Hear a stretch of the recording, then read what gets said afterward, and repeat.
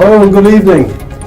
I'd like to welcome you to the first ever episode of the Elite Talk Show. Now, I'll give you a little bit of rundown about Elite. We focus on health, fitness, positivity and arts all combined. So we will be interviewing and we'll be out there in the field. So today we are lucky enough as our very first guest to have author Alison Wong.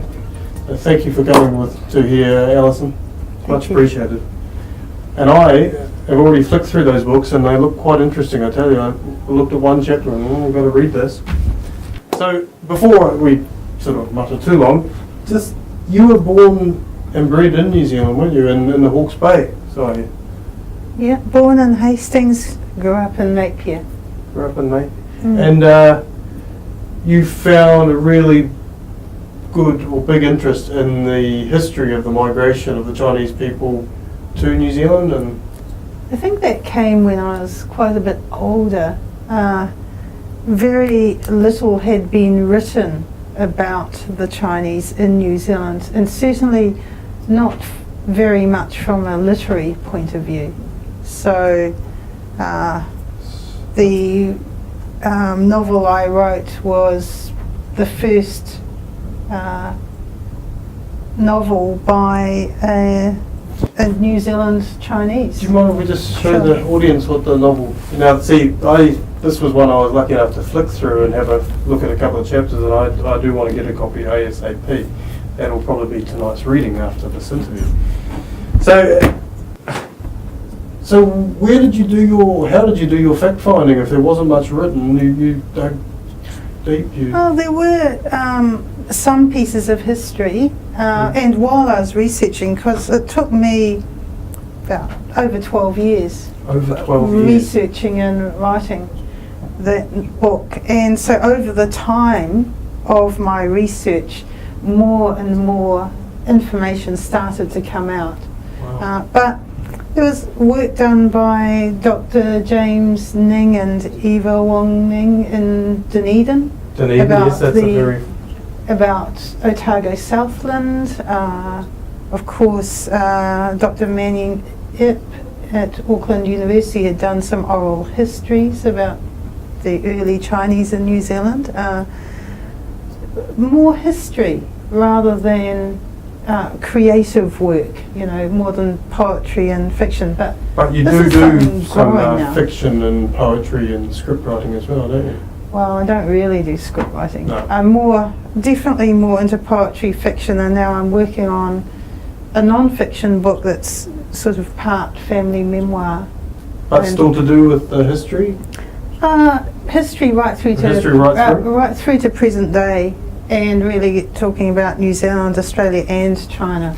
Yes, talking about Australia. So there were some immigrants in Australia before New Zealand, or did they come China, Australia, New Zealand, or all of the above? All of the above. I mean, the relationship between New Zealand and Australia has always been very close, right from the beginning, right through to today. You've got people going back and forth between both countries all the way through the history of New Zealand.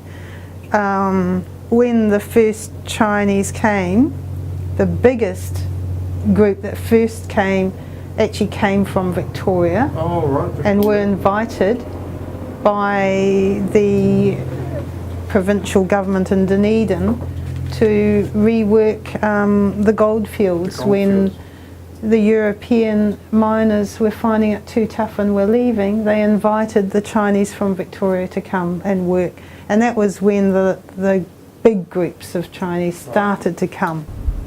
The big groups, yes. Now this book here, As the Earth Turns Silver, what time period is this based in? Is that based in that time? Really? No, it's after the goldfields. It sort of goes from 1896 through to 1922. Oh, right. But there are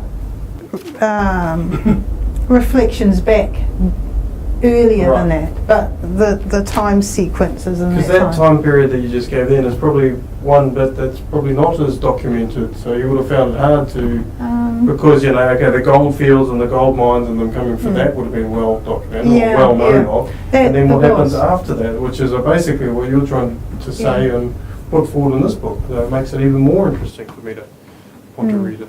I mean, we're getting a lot more writing about the Chinese in New Zealand now, and a lot more Chinese New Zealand writers. This is something that's over the last few years really been starting to grow.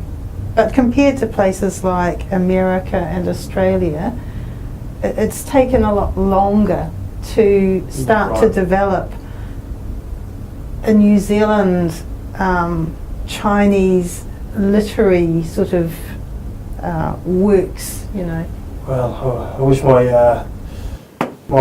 deceased father was listening to this, because he'd be very interested in that, because obviously I was brought up in Hong Kong, and we have all these books about that, and he knows quite a bit. But now, there was another question.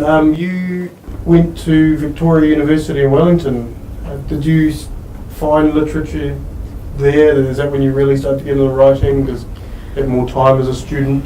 I used to write when I was a child, but I never took my writing seriously. I can relate to I that. mean, when I was young, you didn't meet other writers No. or people who wrote, and particularly if you were Chinese, our role models were doctors and dentists and accountants and business people. We didn't have very many artists or writers, Right. and it never occurred to us that this was an option, you know.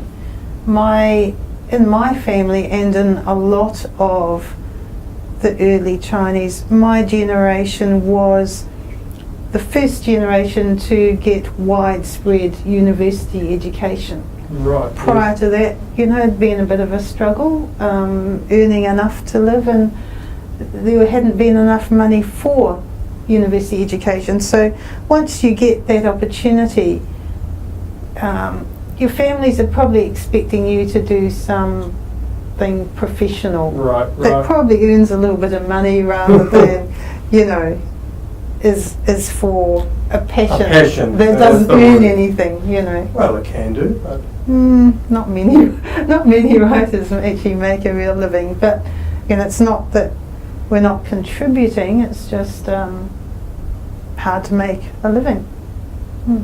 that's why we are here, though, as this show, as I said, we're going to focus on health, fitness, positivity, and the arts field, and this is what we have set this show up for, is to promote people like ourselves, and I'll say ourselves, including the director behind the camera over there, because we have that passion, like you said, for arts. How different. Like yourself, I love writing. I'm not a big reader, but I love writing. I suppose I should learn on the reading. Well, it really helps to read. You learn a lot by reading. I mean, you know, it's a bit like saying I'm really into sport, but I don't actually do any. You know. I guess I'm a selective reader then. That's it. I read what I feel is important to me. I'm not a huge novel reader, but I do anything that can be based on absolute true facts. Like that's why these sort of books would interest me, because I like history. I have a love of history. So, in regards to the Chinese migration and the, do you have any knowledge or any historical photographs or something, say, of your great grandfather and what he did or what they were doing then?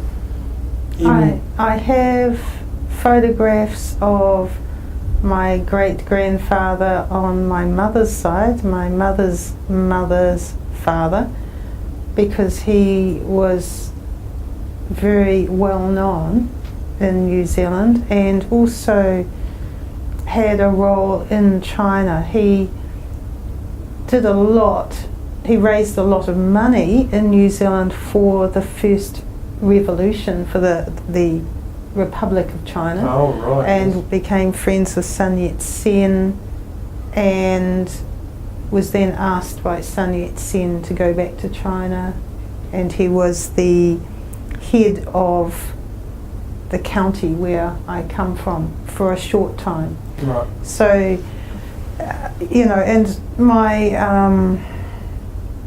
grandparents were very much involved in various New Zealand Chinese affairs here. I don't have a photograph of my great-grandfather on my father's side, who also came out to New Zealand in the 1890s, but I've heard about him. I've got photographs of my grandfather. Apparently my great-grandfather, who I don't have a photograph of, was very tall. Apparently he was about 6 foot, which was quite tall in those days for yes. Chinese. Or tall for anybody in those days. Yes, you're right. In the late 1800s. Yeah. Wow. So in reality, you've actually got more heritage in New Zealand than I do. Yeah, really? My grandparents were Scottish and my mother's Australian. So. Well, gee, I meet people all the time who have, you know, parentage and relatives that are in Australia and New Zealand, it doesn't matter, you know, all over the place. And we're getting more and more of that now. I think we are much more living in a multicultural age where people are coming and going and contributing in many countries and with many cultures. And it's great if people embrace that, and that's where I found it lucky growing up, because my parents embraced that. And, you know, it's great. So, there we have it. There is Alison Wong for you, the fantastic author of these 2 books. And no doubt more coming up.